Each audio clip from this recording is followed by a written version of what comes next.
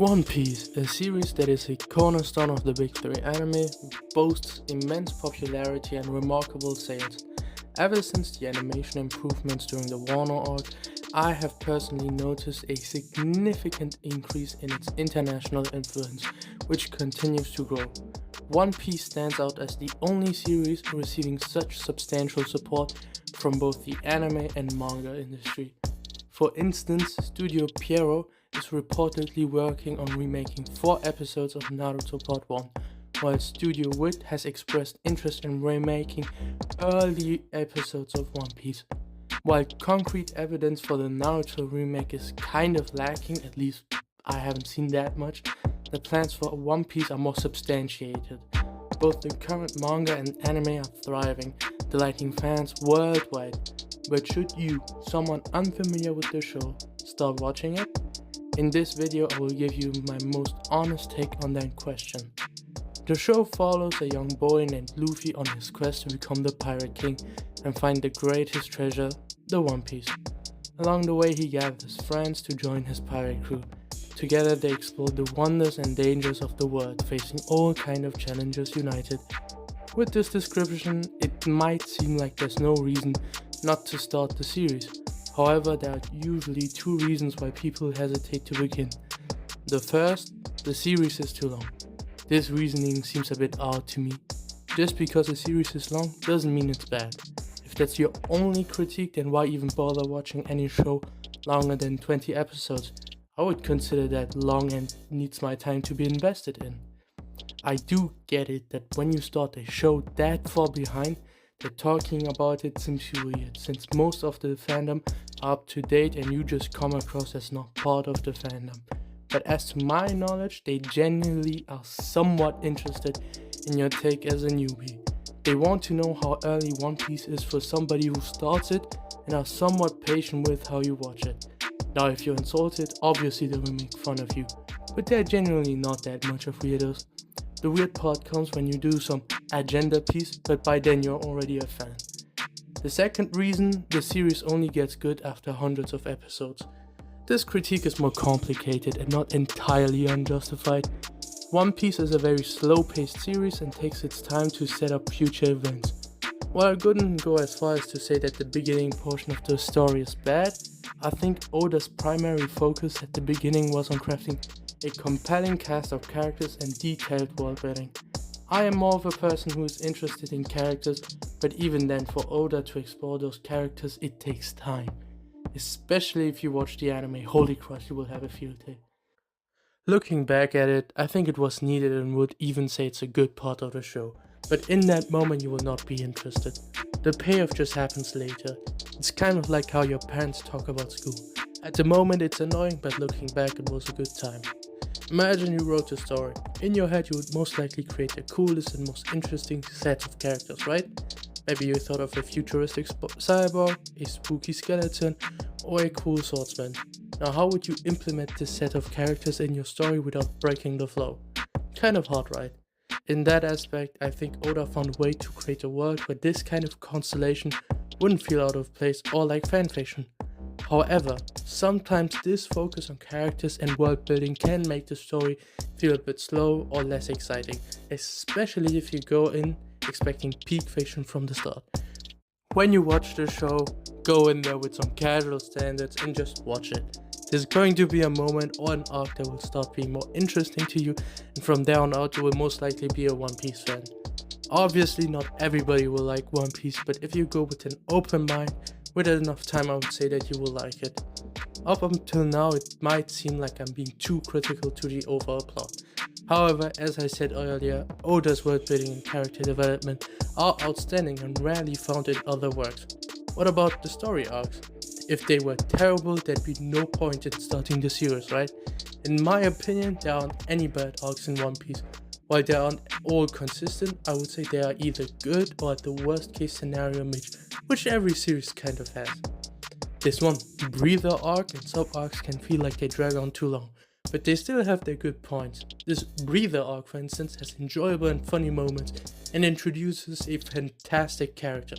While not every arc is equally exciting, each one of them adds something valuable to the overall story, making One Piece a rich and rewarding experience. That's a huge selling point for me. When I finish an arc, I will sit there with my emotions and opinions, and for the most they are really positive. But then I take a step back and look at One Piece as a whole, and I'm even more impressed as to how that single arc can enhance the world, the characters, the journey, and the story on a whole scale. What blows my mind is that One Piece feels like a simple treasure hunt adventure, but then Oda fills that adventure with complex characters, interesting themes, and mind-boggling world.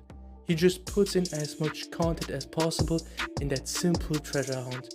Now that I gave you guys a broad estimate of the show, I will give some takes and give explanations that may contain spoilers, so be warned. One major flaw is that the series has too many fake out deaths. Look, I get it, the manga isn't some nihilistic work with its pure sadness and moral degeneration. It's supposed to be joyful at the end of the day, plus it's over 1000 chapters. But for example, there's one character called Pell who we somewhat get to know. He isn't important, but he's more than a NPC.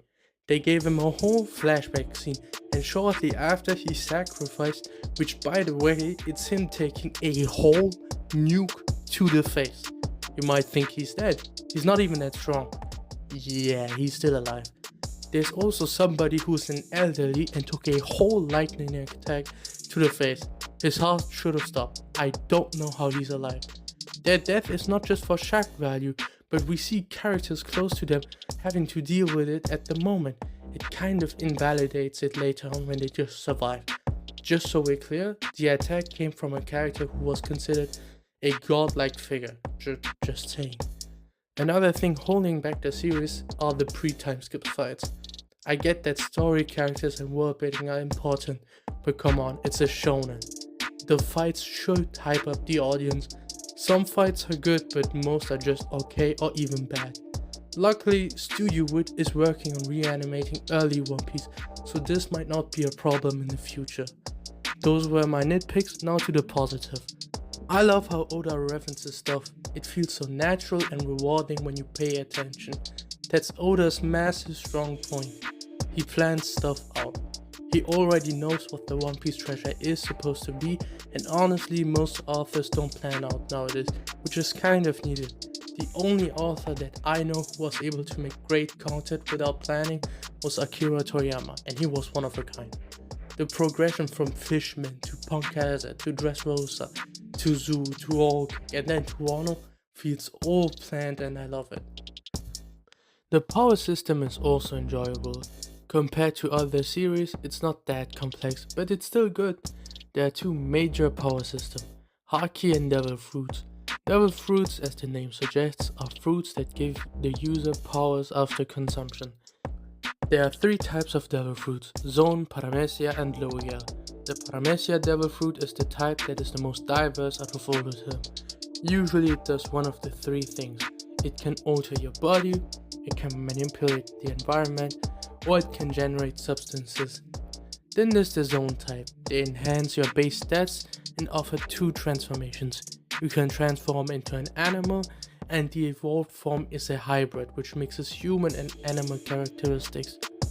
Finally, there's the Logia Devil Fruit, which transforms the body into a natural element and allows the user to control that element. They become intangible with that element and manipulate that element. It seems as if the Logia types are way too overpowered.